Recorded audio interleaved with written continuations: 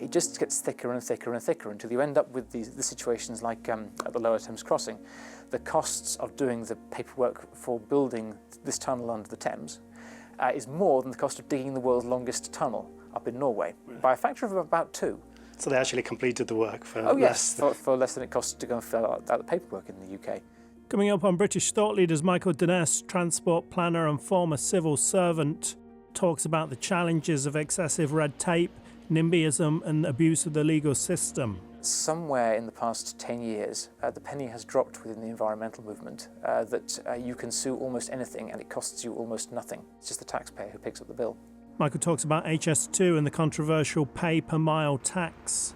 We tend to think that if you're looking at a Rolls Royce, it's going to pay more tax than a family runaround. That's not always true anymore. So finding something that can restore the sense of fairness to the system, I think is going to be a growing political concern over the next couple of years. He gives insights on technological advances we will soon see in transport. Ooh, well, it's going to be a time of revolutions. I think you can now pretty much nail that on.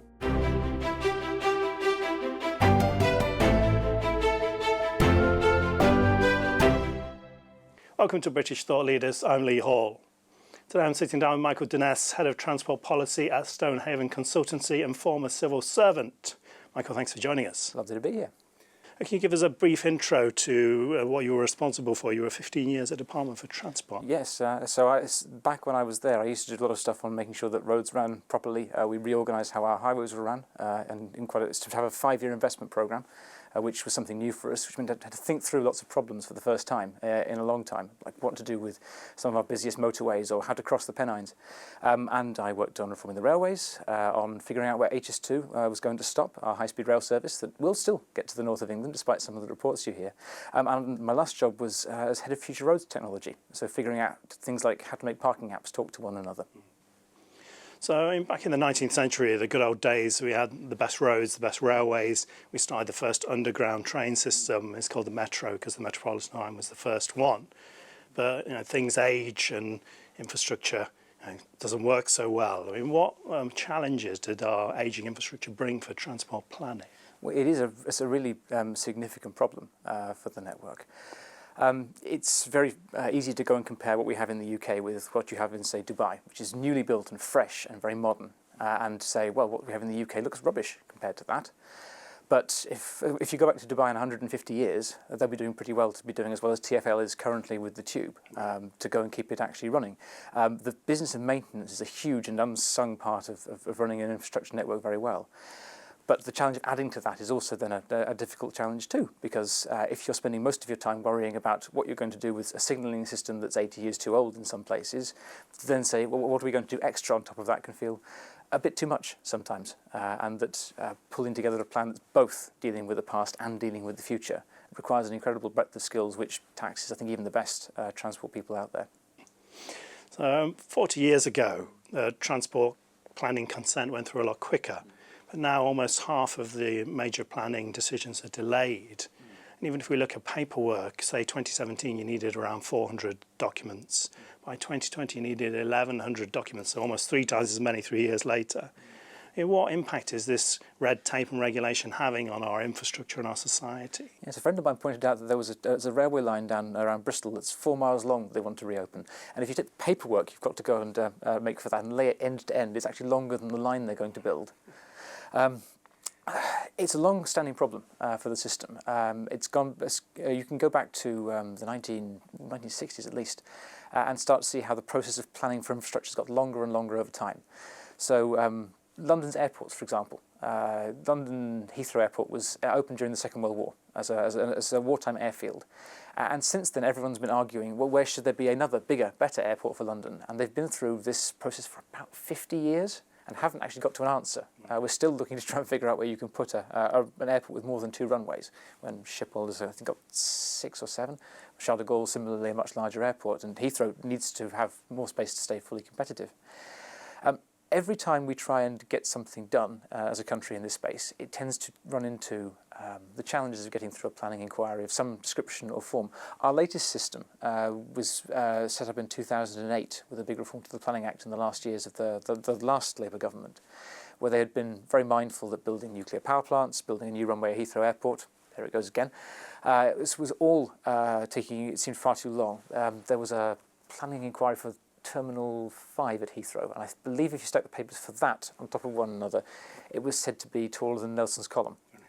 And it took over a year of sitting in these inquiries to go and get through that. So the idea with the new system was, well, let's get all that work done beforehand and limit how long the planning inquiry is going to take. So they have a proper 12-month cut-off. So the planning inquiry, that's been our problem up until now, becomes simple and straightforward. And that worked in the sense that the planning inquiry is simple and straightforward, but now to fill the paperwork out for the planning inquiry takes many years beforehand. So, as we've gone more and more into this new system, the papers have become more and more voluminous. So back in 2010, when the system went live, it was only a few hundred pages. And now it's, yes, tens of thousands, because everyone's worried about dealing with every possible risk before you get into the planning inquiry. And the real challenge beneath it all isn't really what anyone's doing at any one stage.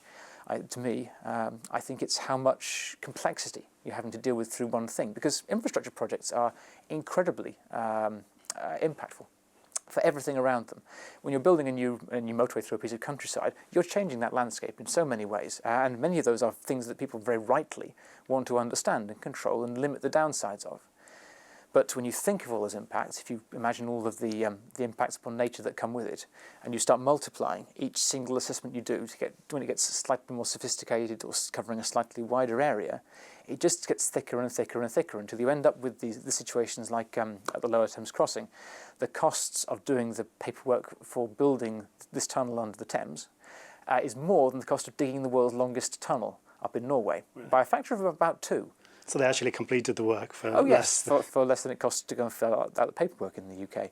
So, and I mean, I could give you many examples of exactly all the sorts of things they've been looking at in that process. Everything from the impacts on wading birds in the Thames, the ancient woodland you go through, the traffic impacts of building new roads in these places. There's a long, long, long list of stuff that's worth considering. But the sum total of it is it makes it very complicated to do anything at all. So it's almost like a balance, because they are things that are worthy of considering, but at the same time we can't be so uncompetitive that we can never do anything. Well, I'm very struck. I live out near a place called Brooklands, where they built a big racing circuit in 1908. And I was reading a board visiting there the other day, explaining the history of the place. They said, I think it was in sort of March or April, or certainly early in 1908, they bought the land.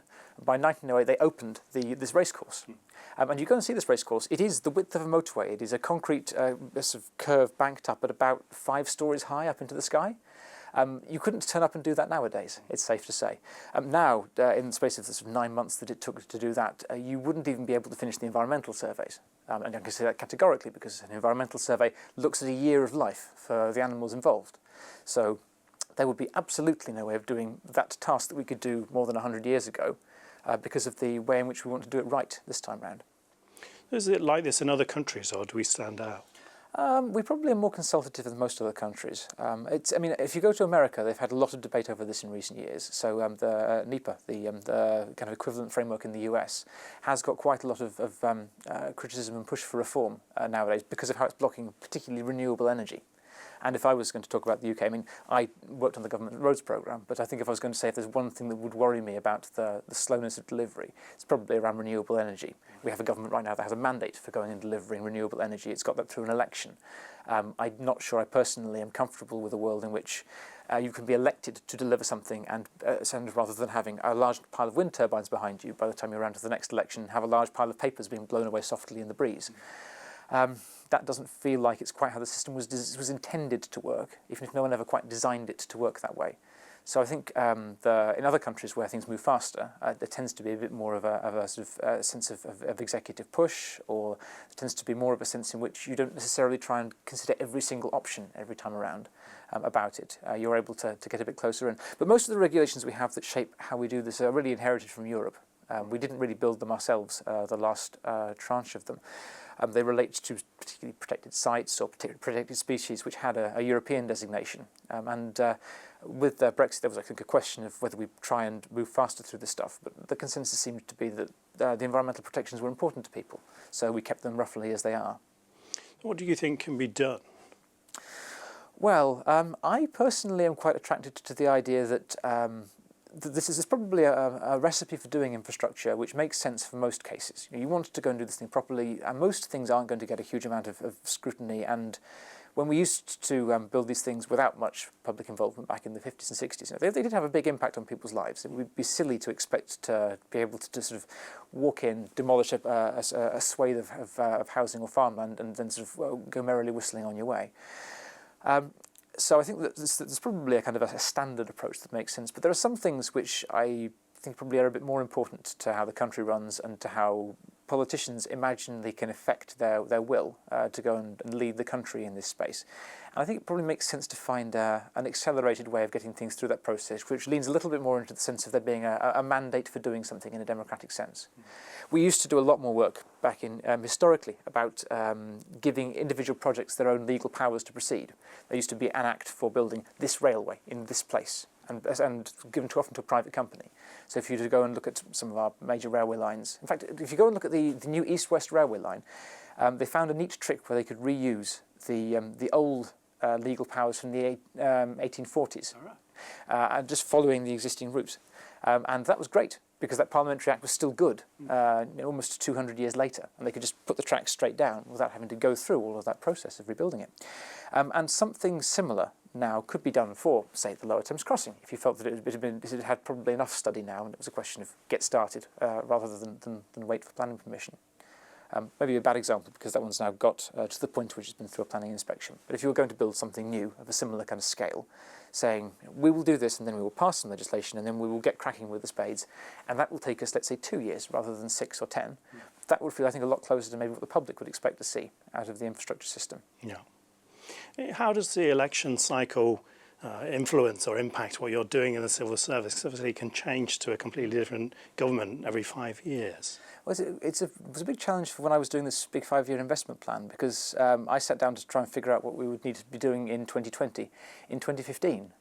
Now, if you think through all the news that happened between 2015 and 2020, predicting all of that's quite a challenge. I had to be able to figure out who. Well, I wouldn't know who was going to be the next government at that point. I had to have a plan that would be consistent with the wishes of conceivably a leader of the opposition who wasn't even in place yet. That there could be a complete unhorsing of politics, and we had the whole of Brexit in the middle of that. And in order to go and do that properly, the only real answer was to do everything thoroughly and to be able to understand not just what you thought was a good idea to recommend to a minister in the future, but why you were recommending it and how you could change that if their attitudes or their approach or their wishes would shift. Now, I think we did a good job of that, because ultimately we were able to get a programme together despite all of that chaos, which actually did go and match the wishes of the government at its time.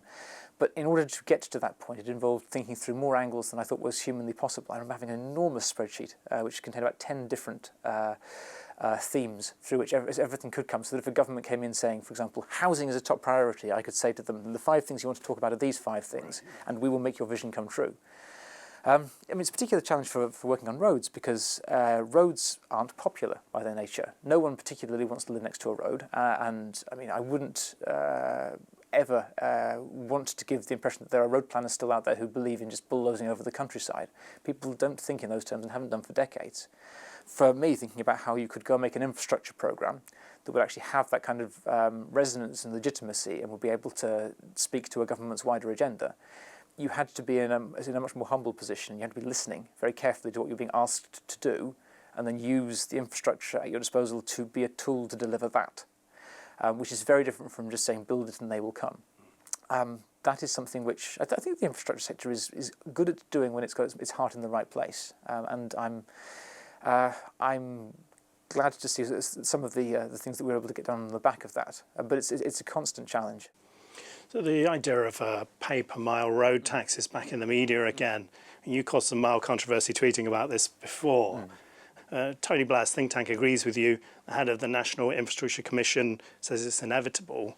Why are politicians so wary of this pay-per-mile tax, and how likely are we to see it? Well, I think one of the reasons that they're very wary of it is because it had been tried before. I mean, Tony Blair's government did look into this back in the 2000s. In fact, I like to say that my first job in the Department for Transport was watching a car crash because I had a desk that looked out over the team that was trying to deliver this road pricing plan.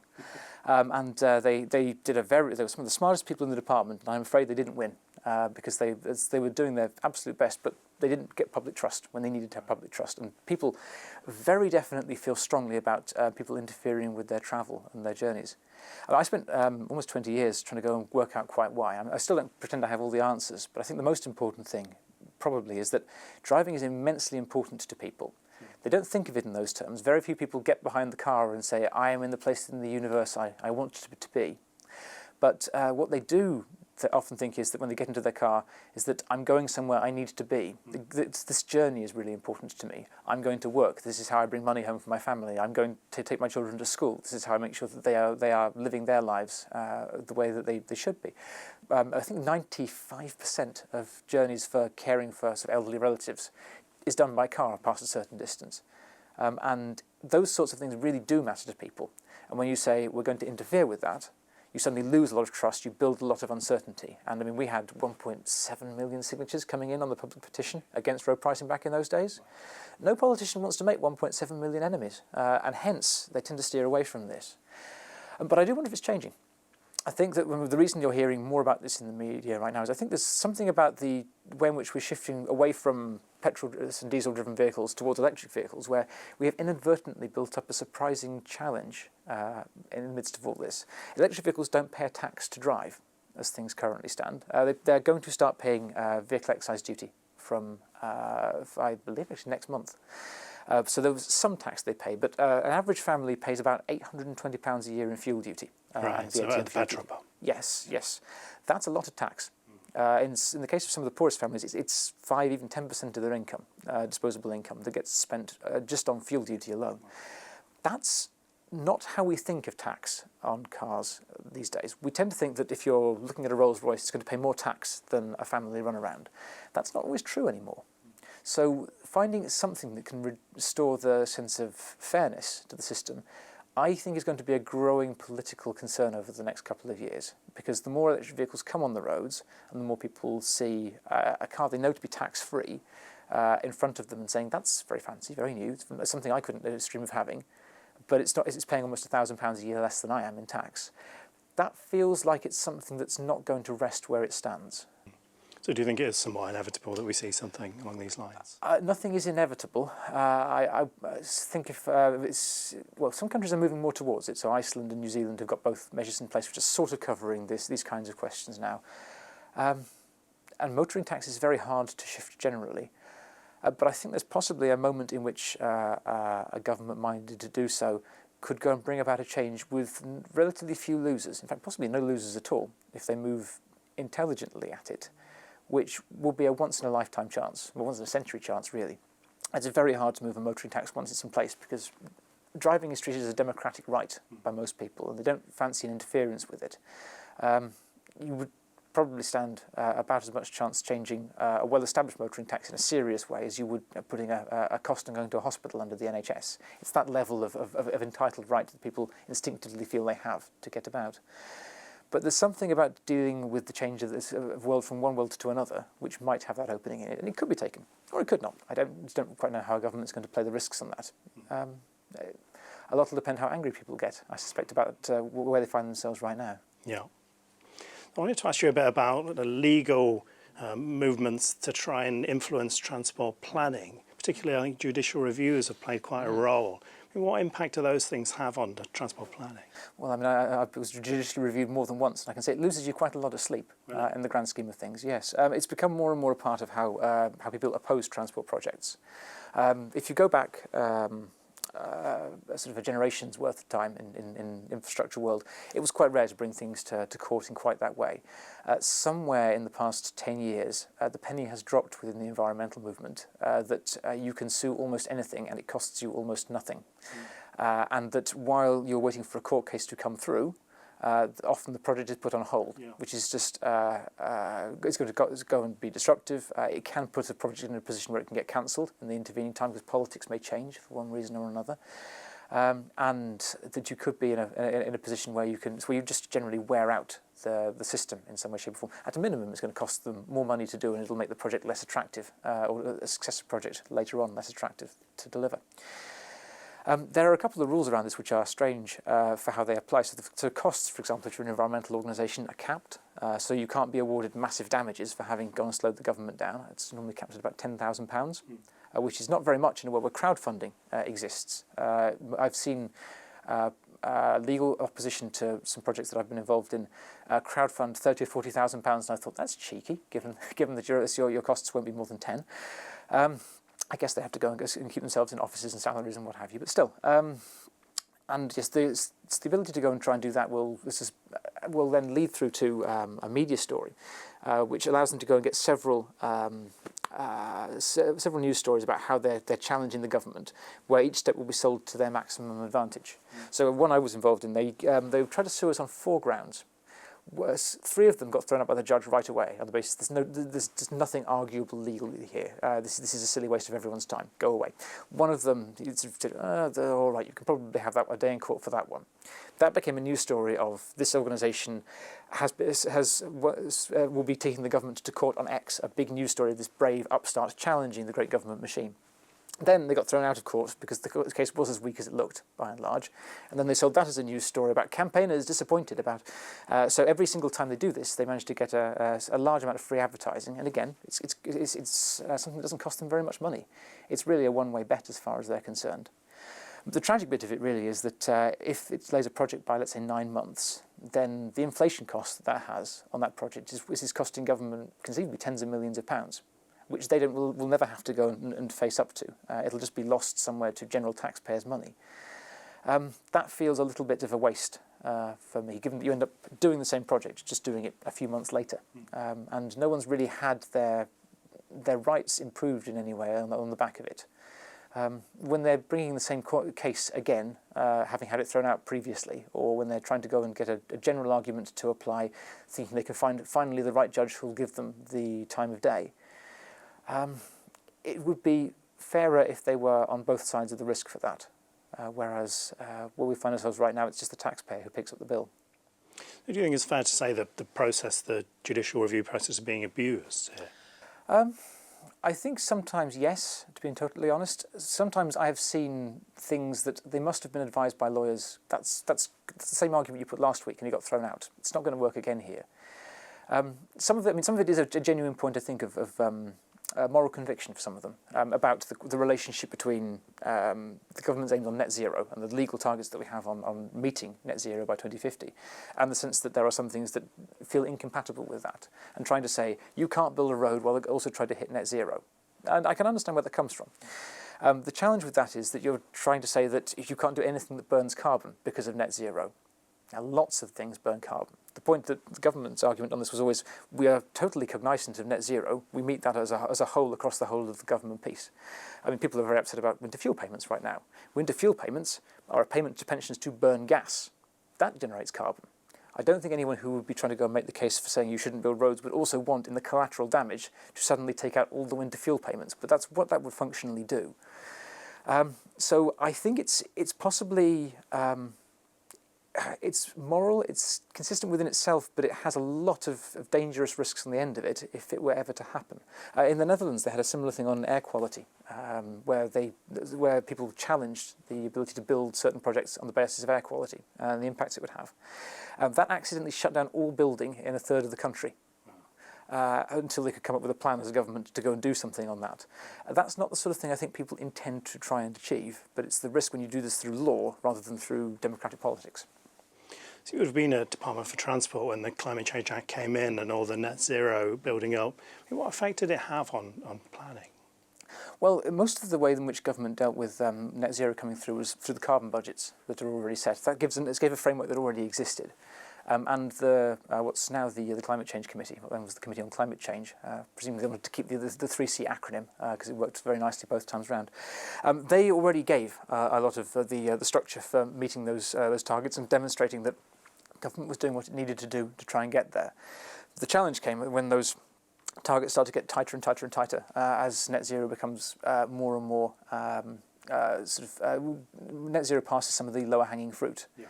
And it's going to be interesting actually over the next couple of carbon budgets, because transport, by virtue of the electrification of the vehicle fleet, is probably going to be one of the biggest contributors to carbon savings. Right. This is going to be quite confusing for some people because you won't see much change in terms of, say, the number of cars on the road as a result of that. And to be fair, it's shifting carbon from a tailpipe, where it counts as a transport emission, to a power plant, where it counts as an energy emission. Now we're decarbonising the grid, so that's not necessarily a problem in quite the same way. But but the question of how net zero is going to play out in transport terms, I suspect it's going to go through a couple of generations of thinking. I think first time around it's going to be, as it was with the 6th and probably the 7th carbon budget, is we need to go and reduce the amount of travel on the roads because of the need to go and reduce transport emissions. And probably the amount of flying as well, because that's naturally where the models point one towards to make those kind of carbon savings, because that's where the big emissions are to go and deal with. You're then going to sit tracking into a world of, oh, this is falling very fast. And actually this is where some of the successes are, and actually the focus will move away to other areas. And then you'll be in a strange paradigm towards the end of my professional life, in which you'll be looking at a decarbonised road network. And people will be saying, but that wasn't really what I meant when I said I wanted change here. And figuring out how to go and still move transport in a more virtuous direction in the eyes of many of the people who think about this, which isn't going to be based on carbon in quite the same way. So the interesting question for those who want to try and get ahead of that game is to think about what the next argument on pollution is going to be. Things like, I think noise could be a much bigger thing in the future. I think that people could be much more exercised about things like tyre wear and about the air quality that comes off of that. That might actually be where the really exciting stuff getting 5 years ahead of the rest of the world might be in terms of environmental policy. And I'd be very interested to see who's going to first start cracking into that, if it isn't us. I just want to ask you about NIMBYisms. This idea of, oh, you can build it but not in my backyard seemed to grow a lot in the last couple of decades. I mean, what impact did that have on the work you were doing? Well, it wasn't just the work I was doing, the study I did beforehand, actually. Before I came to work in the department, I was a historian working on plans for London's motorways back in the 60s and 70s, which was actually the great first moment of NIMBYism in sort of British policy in some ways. There was a plan to build 500 miles of motorway through various bits of London. It's including about 800 yards from my house, indeed including bits about 800 yards from most people's houses, to be honest with you, because it was pretty much everywhere. And the people of London didn't seem to really appreciate that as a plan. And so is this a ring road? Yes, they were called the ringways. And you see bits of them that got built, tiny bits and slivers here and there. If ever you want to know, for example, why the M23 running in from Gatwick Airport stops at junction 7 with roads diving off to either side around this forest of a lump that's been built in the middle of it. That was where the motorway was going to soar through the sky and carry on to, I think it was Brixton, from memory. And yes, but people didn't fancy having their homes demolished for that in quite that scale, and it wasn't affordable. And eventually the political system caught up with this and took the idea outside and quietly left it to be buried. So from that point onwards, there's been a growing sense of people being willing to both to stand up to heavy infrastructure projects, and also to find ways of making that materialise through the planning system. So a lot of back in the 70s, a lot of noise at planning inquiries to go and try and make planning inspectors' jobs difficult to try and do, and to be a bit of direct action thing. Protests in the 1990s, very famously, people like Swampy and the Newbury bypass protests and Twyford Down and similar. From the mid-90s onwards, there was just a big cutting back of how road projects went through, in particular, because they were a very clear magnet for that kind of thinking. But in terms of NIMBYism, yes, the sense of being able to object to what's happening in my area, it has become, I think, quite a significant challenge around certainly some more controversial projects, some things which are going to be close to people's homes because sometimes there's nowhere else for it to reasonably go. And there are more levers that these people can pull than there ever have been before. I mentioned earlier the 2008 planning reforms. They give a very long list of things you've got to consider in relation to any new thing you're building on a significant scale. Some things would be understandable, like flood risk, for example, or the noise impact it's going to have on a community. Some things are going to be a little bit more obscure, like the impact on great crested newts or on stone curlews or a bunch of other creatures. Bats are apparently quite fussy about finding roads on their way because they mistake them for rivers. You can do a lot to go and confuse an environmental picture by bringing bats to the party. I probably shouldn't say that. Anyway, the principle is that there are just more levers to pull, more buttons to press, until one of them proves to be something where something is not quite as good as it should be, and then you can bring in the lawyers. Again, I don't think that was ever the intention of what was designed here, but it is how mechanically the system has been assembled since then. So that I think there's always been a passion in British people to preserve the countryside and the heritage of what's around them. You can go back to the 1930s and before, and you can find people who were very concerned about what the impact was of building things in their area, whether it be houses or trains. You can find many towns in Britain where you have to walk a considerable distance to get to the train station, because back in the 1850s, when there was a train line showing up for the first time, people said, I don't want that noise near me, and everyone's been living with the consequences ever since, even though the trains now, of course, are electric and silent and actually very convenient for most people involved. That process has become just stickier in recent memory and become easier to go and turn into a legal block and an objection that will be difficult to overcome. If you go back to those Victorian train lines, the mechanism they had for forcing the debate to a close was an act would go through Parliament. When it had gone through Parliament, that was it. Parliament had decided this was the law of the land. The powers to build this on this line that has been agreed were there, and no one could go and chase after them. Now, if you look at HS2, for example, going through the same process, that ended up in an endless process of compromise that led to longer tunnels, deeper cuttings, more costs here, more costs there, which ultimately led to something which was not as lean as had originally been envisaged by quite some margin. And the people who were making the choices about that weren't really having to pick up a bill. So the mechanics of how this stuff comes through, I think, makes that voice from people who don't like development in their area far louder than it historically has been. And that's probably one of the reasons things move a bit slower now than they once did. In terms of HS2, I mean, if we believe what we see in the media is massively over budget, it's really late, plan keeps changing, you know, how would you describe the status of it? I have to be careful about HS2 because I have worked on it for a period of time, and for what it's worth, I really rate some of the people who were leading that process, particularly the person who is now in charge of HS2 from the department's point of view. He's a very clever man who's very committed to delivering good infrastructure, and I don't envy him the hand he has to play with it at the moment. I think the challenge with HS2 is that it was designed as a vision, first and foremost, of fast trains going to the most important urban centres in the UK. And that's a great plan.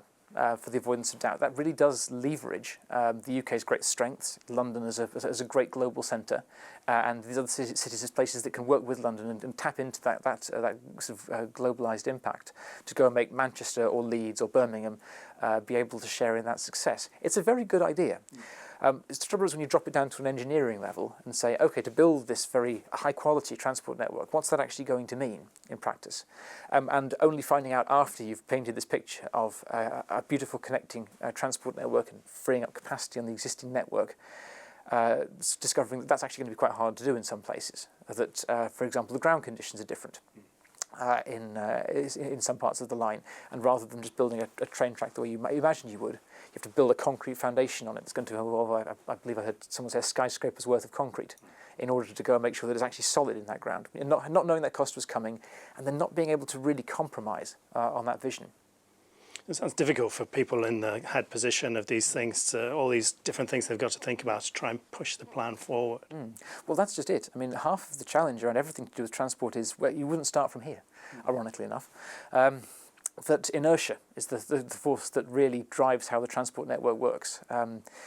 You would like to imagine that you can sort of change everything with the right kind of a plan. And a lot of the stuff that was done on railways around the time HS2 was created, both the HS2 as a plan and also rail electrification, trying to go and turn the UK's rail network towards electricity, were great strategic visions.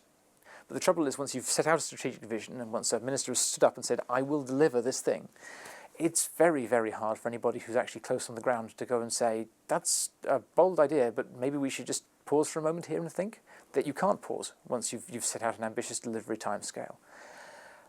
That's not how it would have worked, again, going back to into the distant past when Britain was very good at building infrastructure. There are things that, railway lines, for example, if you were building a railway line in the Victorian period, sometimes you would raise the money for it and then go bust afterwards. But you'd stop building the thing. You wouldn't actually carry on and carry on and carry on and carry on, as if there was no limit to the resources you could pour onto the problem. If you were looking at that kind of era of infrastructure building, you ended up with something that was much more focused on actually what you could pay back, because people were genuinely worried about losing the money they'd invested. That created a kind of a cycle, a check back, which meant that there was a reason to try and be modest in achieving infrastructure and to compromise when compromise was necessary. When you start from words and when Treasury has ultimately signed up to paying the bill, it's actually much easier to make money the thing that you sacrifice rather than neatness of story.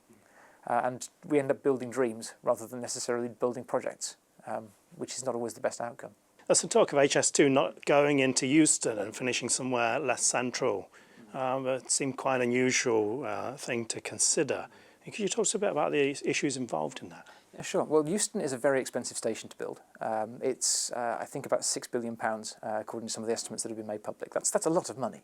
I mean, the most expensive station in the world that I've discussed was, I think, one of the recent Second Avenue line extensions in New York, where it was $2 billion, I think. So that gives you a sense of the scale of cost here. Yes, I mean, there'll be another station out there somewhere else in the world that's got a bigger cost than that New York one, because the time frame, the inflation, it's going to go and push costs up. But yes, it's a lot of money. And if you're going to go and spend that kind of cash, there are other things that government could spend it upon as well. No one, when they set down the plan to use Euston for this, I think would have imagined it was going to cost quite that much to get done. And there should be a moment of saying, steady on a minute, guys, is that actually the right thing to do? That makes sense. But the challenge is that if you don't do that, it's now going to stop at a place called Old Oak Common, which is very convenient for a prison on the edge of London. It's called Wormwood Scrubs, but it's not actually a particularly good place if you're going to try and get into central London. Mercifully, it's on the Elizabeth line, so there is some way of getting people into the rest of the transport network. So it's not crazy to go and stop just there, but it's definitely not what anyone was selling earlier on. Now, whether you should go ahead and deliver that or not has a lot of implications for how the system is going to run. If you just stop at Old Oak Common, you've got a very finite limit on the capacity of the system because the trains have to stop there and turn back. That means you're going to limit the capacity of the actual physical rail line to somewhere less than a half of what it's potentially capable of doing. I'd like to think in that situation you'd figure out how to get as much value out as you can do, but that's not the same thing as getting it all actually up and running at the capacity that was previously imagined, taking it into Euston and being able to manage about, I think, 17 trains an hour in the published train service specification. So you've got an awful choice between an extremely expensive project or taking half the value out of a railway that's cost you, many tens of billions of pounds to build, neither of which is a terribly appetising prospect if you're the government who has to make that call. But someone has to make that call because if you can't leave Euston, as it currently is, a building site forever, as a sort of hole in the ground, as a kind of a monument to the failures of British infrastructure planning, ironic though it would be. And Euston itself also is due a rebuild. It's not a terribly nicely working station as things stand, so the ability to go and make the whole thing work better has got value to it. But yes, how would you justify doing that when you might conceivably spend the same money up in the north of England, say, to go and make connections across the Pennines better, or a better link to Scotland, or just not filling as much of the government's financial worries as you otherwise might do? It's a good question. There's no great answer to it, but it is something where people tend, I think, when they sort of hear out, particularly the idea of limiting the capacity of everything we've built, say, well, this is just something where you have to bite the bullet. I will be interested to see whether governments agree with that or not, because it's an interesting test about infrastructure. Back when the motorways were being built for the first time, you may have seen a photograph of the M1 when it's first opened, and there's like 3 cars on it. Yeah. You think to yourself, well, I couldn't justify building that if I'd been in their shoes, because you'd be building 3 open lanes in both directions with no traffic on it. That wouldn't pass an appraisal test in this day and age. But nowadays you go back to the same roads and it's not 3 lanes that are full, it's 4 or even 5 lanes because you've had to widen it since then because it's so useful. And that north-south spine was exactly what the country actually did need. And they had a degree of foresight in building that which wouldn't really stack up in a business case, but does stack up in reality. Now I think that Euston, you kind of got the same kind of challenge there in some ways, that you can see why it's going to be necessary. You just struggle to make it speak the language of numbers that certain bits of the decision-making process really do like and appreciate and privilege. With that motorway example, you're basically talking about being able to predict the future. This is what's going to happen. We need to build this. How difficult is that? Almost impossible. I usually give 2 examples for predicting the value of a transport project. We're recording here not far from Westminster Tube Station, and Westminster Tube Station has something called the Jubilee Line extension running through it, which was built in the 1990s, early 2000s. To take an existing tube line and take it out through Westminster, there's along the River Thames out to Canary Wharf, to the O2 Arena, which is and out to Stratford, where the Olympics were held. Now, when they did the appraisal for that project, they found that it didn't stack up in investment terms. It has a benefit-cost ratio, as it's called, of 0.9. So for every pound you put in, you get about 90 pence worth of benefits back, they reckoned. But they built it because they said, well, we just still think it's probably worth doing. And we fast forward 20 years now to where we are today, and because of that, Canary Wharf is London's second business centre, enormous towers stretching up with some great financial giants working there. You go to the O2, that's now the biggest concert arena in Europe, and it's a big part of London's sort of events scene. And you go on to Stratford. Stratford is where we had the Olympics, and we wouldn't have had the Olympics there if we hadn't had the Jubilee line running into it. It wouldn't have been possible in transport terms. So none of that was ever added into that calculation about 0.9 to 1 on the return on investment. So clearly that's a place where you just had to go and say, strategically, we just are pretty sure it's right, even if the numbers don't work. The other example I give is of something called the Humber Bridge. And as anyone who's watching from Yorkshire will know, this is an enormous bridge from Hull in the north down to Grimsby and Immingham and Scunthorpe on the southern side. The trouble is no one was ever travelling over it because the bridge was almost completely unused. And there was never a case for investing in that one, really. And people could have told you that before they built it. They sort of knew that to be true. And figuring out what the reality is beneath these bold words about, I can imagine a better future, and these somewhat inadequate calculations about what you're actually going to achieve here, that's a real question of judgment. And judgment's really hard to get. And the people who are going to make the choice, there's no guarantee that they'll have that. So being able to balance those two out is exactly where the magic of good transport policy could happen, or where the disasters of bad transport policy come to pass. And you only have the reassurance of someone listening to somebody who might actually know what they're talking about to go and hopefully see you through to the other side. So you're basically talking about having good people who can make good decisions. Yes, or people who listen. I mean, I once had to go and do some very fast work to recut a roads programme when we were about to announce something, and there was a sense that this wasn't really going to hit the mark for what you'd want to achieve in terms of public outcomes. And the thing that helped me get through that process at some pace was that for years I've been answering letters from members of the public. A lot of civil servants get sent letters for their policy area, and some of them reply to them in person, some of them pass it on to somebody else. I always used to go and answer my own because I found it really useful. And because of that, I actually knew where people were saying, we've got a real problem here. If people keep writing in about something for a long period of time, actually you can probably guess they're onto something. Whereas if you go and say, well, I've put this through a spreadsheet, and the spreadsheet tells me that the correct answer is to go and upgrade this roundabout here, that's a different kind of a story. And I think based on where we went to with the subsequent analysis, listening to people turned out to be quite a good answer. We actually came up with quite a good programme, which you're seeing a lot of it being built now.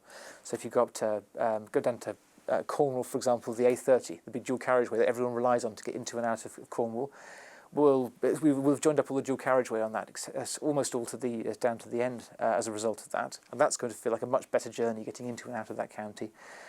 There's things like the Black Cat up in Cambridgeshire, where the road from Milton Keynes to Bedford to Cambridge is going to have its missing link filled in, so that'll be one good road going all the way along there, which again people have complained about for generations. There's a chunk of the A1 in Northumberland, which was down to be dualled, and which it will be able to go and stretch up further now. So again, all the bits that were dual carriageway, single carriageway will fit together as one. And those are the kinds of things you get to on the back of listening to people. On the subject of future planning, what technological advances do you expect we'll see in transport in the next few decades? Ooh, well, it's going to be a time of revolutions. I think you can now pretty much nail that on. I'd say that there's a book which I rate very highly called Three Revolutions, which is talking about three simultaneous things that are going to be happening in transport. Electrification, which is now, I think, very much a certain thing going to happen. Autonomy coming along as well, and digitisation. Autonomy, you mean driverless? Yes, driverless vehicles. And in some ways, the first one you'll see the benefits of is digitisation, actually. The fact that cars are connected now has already led to a significant change in how people travel and how people see the road. So, for example, I was talking with somebody who was involved very early in sat-navs. when they were first trying to sell the idea of having a device in your car to tell you where to drive. No one believed that anyone would want to try and have this. Now none of us can live without it. In fact, I'm fairly certain that the advent of sat-nav has not just changed the way we drive, it's changed the way our brains work. You remember that old fact that London cabbies have got specially developed bits of their brains because they think so much about navigation and try to hold a map in their heads. Well, we don't do that anymore. I can't go and just do that. I used to consider myself to be a very good navigator, but now I just plug it into the sat-nav and follow the line in the car. That's the shallow end of what we're going to be seeing coming in the near future. More and more things like the technology to keep vehicles in their lane and to go and do adaptive cruise control, it's going to start to merge together into something that's more like a self-driving facility on more and more vehicles. It's going to be a big challenge for people working in the transport profession because it's going to work, and on day one it's not going to work all that well. And that you're going to have a sharp arrival of a new way of working. And electrification is a really big deal because the way in which we think about driving tends to be about the burning of fuel. We're not going to burn fuel anymore.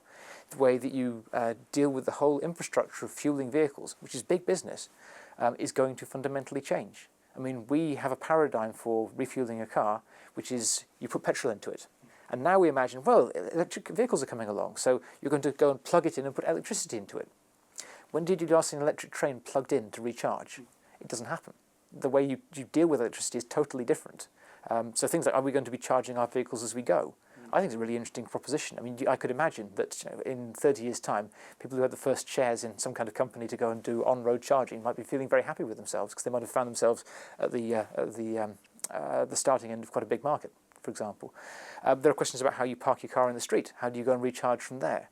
Is the way in which you charge from home, you run a cable across the pavement and have people tripping over you, and in which case, do invest in accident lawyers, because there'll be plenty of cases to come in on the back of that.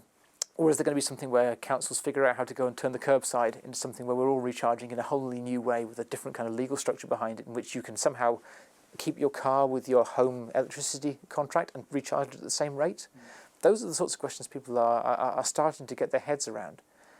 I mean, if you want a stat for how long it takes us to figure out how to deal with new transport, the first new car horseless carriage, I suppose you should say, came to Britain in sometime in the early 1890s. We don't really know quite when. First petrol station in the UK was built in, I think, 1919. So it was almost 30 years between the idea of having something here to fill up and, oh, we could have a business that's going to sell this by filling it up for you, actually came together. Now, we're going to have a similar 30-year period of adaptation. So someone like me has got a career sorted out now quite neatly there. But we're going to see more and more of how that new world fits together for cars and driving as the years pass, and we'll only uncover it piece by piece. I think I'm going to look back on this at the end of my career and think, goodness me, how many surprises should we have seen coming, which we haven't got the first guess about right now. But the other one is drones. Drones will be absolutely huge. I can be confident of that. Every war that's gone on in the world has frequently had a big logistics revolution happening afterwards, and the war in Ukraine is going to be no exception to this. If you follow what's happening on the front line, the ability to go and move supplies to people by drone is doing something that people have been footling around with in the UK for about a decade, thinking, oh, there's got to be something with drones that can work. And people kept having trials, and now it's in combat conditions, people iron out the bugs, because there's no choice between that and terrible outcomes. So you will see soldiers being given bullets and some rations and even water by drones flying over. The people who are figuring that out now have figured out how logistics is going to change in the next 10 years.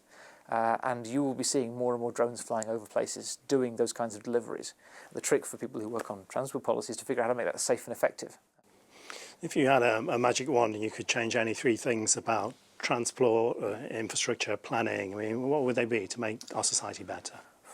I think the first thing would be just giving politicians a way to go and actually make things happen fast when they want it to. It's a big deal when you build something, and it's right that it should be held to account, but there's more than one way to hold things to account. And right now we have a government with a very large majority. They are the kind of people who should be able to go and say, we believe in getting these things done. And it may well not have been anything from my old world of building roads. It almost certainly wouldn't have been, given the nature of how the politics and that works out. But if they know what they want, they should be able to have a way to make it happen. And that should be a faster thing to deliver than what we have right now. Second thing would be to change the way in which we're actually going to get technology onto the road network. Right now, it's a lot of people trying to figure out how to make it work. And that's not only criticism of the UK, it's true everywhere. Nowhere has quite figured out how to make all of this very nebulous potential come together for the benefit of individual people. But when you can make it happen, it makes a very big difference to how people work. I take sat-nav again as being the great example. You don't get lost anymore. We've got rid of getting lost. That's a huge deal. And if you'd said 30 years ago, that's going to be what will change in transport more than perhaps anything else on the roads, I think people would have said that was science fiction utopianism. There's other stuff like that that's just waiting on the ground to be picked up. I remember some people who I was working with who were trying to figure out how to do a virtual queue for getting into Dover when the ports close, for example. Instead of which we have lorries lined up along the side of the highway, parked up with the poor lorry drivers wondering if they're going to get home for Christmas or not. There's no reason that sort of thing has to happen anymore. We've got the technology. I've even seen an app developed by somebody who's trying to make it so that a car can't hit a cyclist who's using the app. That thinking should be possible. I mean, we're all of us now carrying in our pockets effectively a homing beacon, which tells you, I am here, I am here, I am here, but blasting out a signal. We have cars that are sophisticated enough to see that and spot that and to stop when they see it coming. I think we could be moving a lot faster to end road deaths if we were actually going and seriously leaning into that. And the third thing is I would make that automation happen faster, because I think that can save a lot more lives than it's being given credit for. People ask, a self-driving car is going to be perfectly safe. Certainly not on day one. No system is safe on day one. It's a miracle anyone got onto a plane in the 1950s, when you think about how often they fell out of the sky. But they don't fall out of the sky anymore, because the system that they were part of, when something bad happened, really went and examined really hard what's gone wrong. So if you have a near accident in the air right now, what will happen to you is that you'll go through an enormous process of accident investigation. People will really want to figure out what nearly went wrong, and we'll make sure it never happens again, and circulate those findings. Same is true on the railways. Railways used to be dangerous. Railways are not dangerous, because now we learn from every accident that comes through, and we try and make sure that the system is as safe can be. That hasn't happened on the roads. The roads still eat 4 to 5 people a day. They cause serious injuries to 10 times that number. That's a lot better than it was when I started in DFT, but it's still vastly too many. We do a lot with road crashes and blaming it on the driver. Driver error covers most of the problems that people find. If Google is owning your car, Google is not going to want any driver error. Google doesn't want to be responsible for death. It's expensive to kill people. Quite aside from all the moral elements of it all, they will not let that kind of danger racket around in their system for very long. So creating that system that you've got in the air, got on the railways, and applying that to the roads by making someone really accountable, and not just the poor driver, but something that's a system that you can change and improve and genuinely take the danger out of, could save an enormous amount of pain in this world. And I'd love to live to see that come true. Michael Dnes, thank you for joining us. Thank you for having me.